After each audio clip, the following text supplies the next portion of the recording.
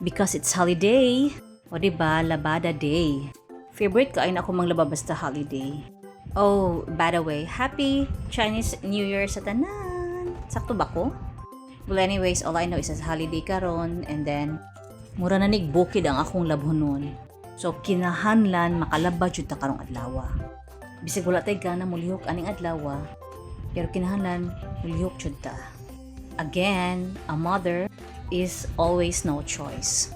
So mag-segregate sa atas sa mga puti o sa mga dikolor. Sa mga bata ra ni nabulingon ha. Kay by batch mo guni akong labhonon. So at this time, nag-segregate na ko sa mga dikolor o sa mga puti. Kaya ako humulandaan ang mga puti and watay ikya sa kakulitan ni Loki. It means malangay jud ka sa imong trabaho. Papansin jud kaning bataa. But Loki is our baby. Gina-baby jud ni namo bisag medyo dako na ni siya. Love kaayo. Ganahan kayo ni siya mo atubang og camera.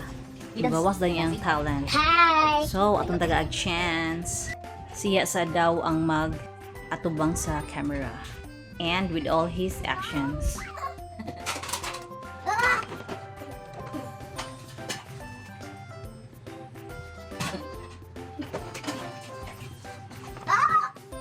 Oh, tinititan.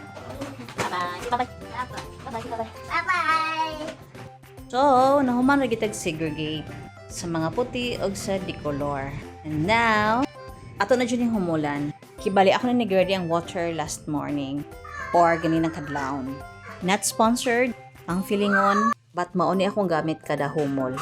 But dili pink akong gamit. Usually green gid na ako Katong pagpalit na ako ani good kay wala na stock sa green. So, napugos lang gid tagpalit sa pink. At least naa kay sa wala, lisod kaayo. At yun akong tabang. So here, ako na nang ipamutang ang mga bulingon. And then, tuyok gamay, humol dako.